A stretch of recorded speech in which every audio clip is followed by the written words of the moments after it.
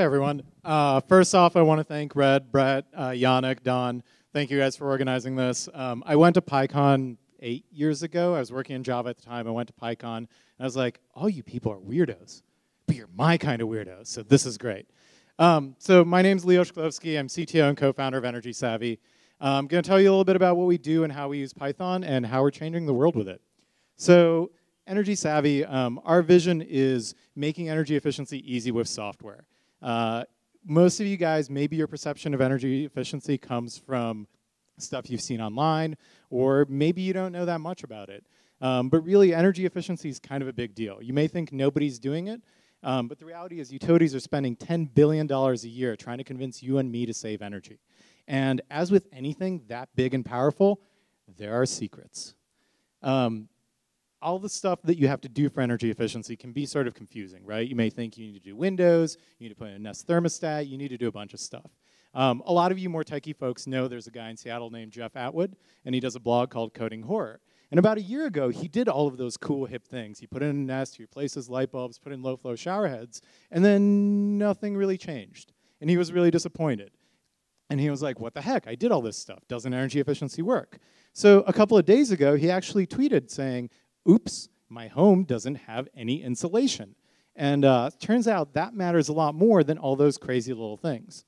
So what you really need to do for energy efficiency is get your home insulated, get it air sealed. And those are the best bang for your buck things that you can do with your home.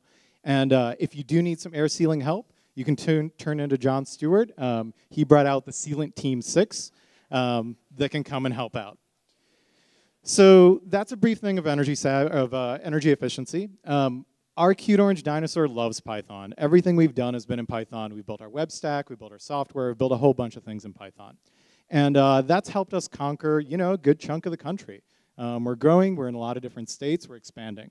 And so I wanted to cover some of the ways that Python has helped us with energy efficiency and has helped us grow our company.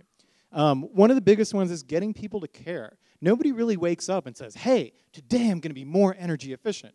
But we can get people to do it by giving them really good experiences. So here's the audience participation portion. If you live in a home, condo, apartment, some sort of dwelling that has windows, go ahead, raise your hand. Okay, there's going to be a few of you people that are going to be really focused on your startup and not distracted by the outside. But the rest of you have windows. Great. How many of you raise your hand if you can answer this question about your windows? No one. One person. Fantastic. Fuck, hell yeah. And you're the only one. And so this is part of the problem. This is what, the energy efficiency nerds do this kind of stuff, and they ask you these questions. And it's really hard to answer these questions. So another show of hands. How many of you can answer this question? Much better. And it's really important to be good about how you're asking questions and getting questions that people can answer. Because you have to remember, when you're on the internet, your competition is this, right? And that's really hard competition. So you have to focus on usability. You have to focus on making your software work. You have to iterate really quickly to make sure that you're doing good stuff. So for example, our online audit, 90% of the people that start it will finish it. And this is a 4-page, 25 question form. Right? 90% of people get through it because we've really focused on usability and we've been able to use Python to quickly iterate on it. So the cool thing is, once you have that level of people engaging with it, you can do all sorts of really cool data. So this, for example, if you go to energysavvy.com/RDA, you can play around with some of this data. I don't actually know what RDA stands for, but bear with me. So this will tell you that in Washington, it's apparently a moral failure if you have an air conditioner, right? Most homes just don't have them. Or in Florida, apparently most homes want their thermostat set to 73 or higher in the winter because those balmy Florida winters get really, really cold. But collecting this data is not really enough. The stuff that EnergySavvy does is we help utilities do everything they do quicker, faster, stronger, with apologies to Daft Punk. And in order to explain this, I need to tell you a little bit about how utilities work. And to those of you used to startups, you may want to cover your ears for a bit. This is kind of crazy. So utilities will do things like, hey, we want to go and retrofit 10,000 homes in a city. And we're going to take 3 years, and here's how much energy we think we're going to save with this. And they'll do one project, and somebody will come in, audit your home, contractor, put in insulation. They'll check it out, make sure everything's working. And then they'll do a bunch more of these projects, and that'll take 3 years. At the end of the 3 years, They'll then evaluate and figure out what happens. And literally, they will have somebody go and dig through filing cabinets and Excel spreadsheets and be like, okay, here's what actually happened. Here's the energy savings you had. And they'll do this, and they'll take another 3 to 9 months. And you know, not shockingly, at the end of this 4-year process, they'll say, hey, 6 months in, somebody did something different. They changed the installation they're doing. And so as a result, you only saved a tiny portion of the energy you thought you did. So this is without EnergySavvy. With EnergySavvy, you see this stuff live. Utilities can be able to iterate much quicker on cycles that are weeks long, not years long. Was that the timer? Okay.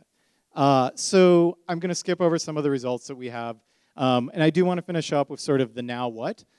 So you guys are all now really jazzed about energy efficiency. You should go to Community PowerWorks, which is a Seattle program. It'll help you get your home retrofitted, give you a bunch of information. And it's actually a bit of a shameless plug because if you saw on the map, this is one of the programs that we actually power. Talking of shameless plugs, we are hiring a bunch of folks. We are hiring developers, non-developers, Python, non-Python. We're not picky. And we have nice bounties if you know a DevOps person or a lead designer. And you like cute dinosaurs and cute kittens. Thank you.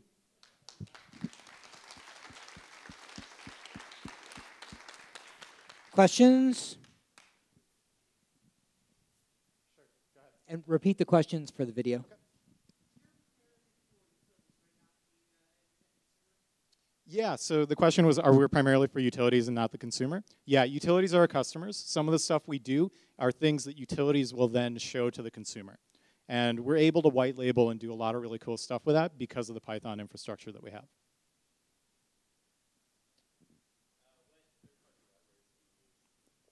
Oh God, lots, all the libraries. Django's the biggest one. We're doing a ton of different stuff. Like off the top of my head, I don't remember. We switched from pill to pillow. This could be a very long list. In the back. What's the top of our funnel? So we sell to utilities, and so it turns out to actually be a fairly small market. There's only about 250 utilities in the US that are going to be interesting for us. And so it's a very different sort of sales process than a lot of consumer startups.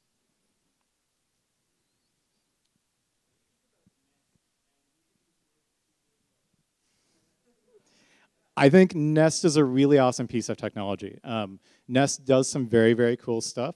And Nest has some things under the hood that you may not realize. So to give you guys an example, they haven't done this yet, but this is something that, you know, there are rumors that they want to do, is this Nest device controls your thermostat, and you don't actually know what it's setting stuff to. So Nest could easily do this thing where over several weeks, they slowly lower the temperature in your home, right, by a couple of degrees, which you don't notice right away. They'll slowly lower it and then go to the utility and say, hey, listen, guys, we generated all this energy savings. You should pay us for this. So Nest is doing some really cool stuff. You know, I think it's awesome that Google bought them. I am not an expert in the slightest on valuating companies. I'm the techie guy. I'm the CTO. I have no clue. Anyone else? There's one over here. Yes.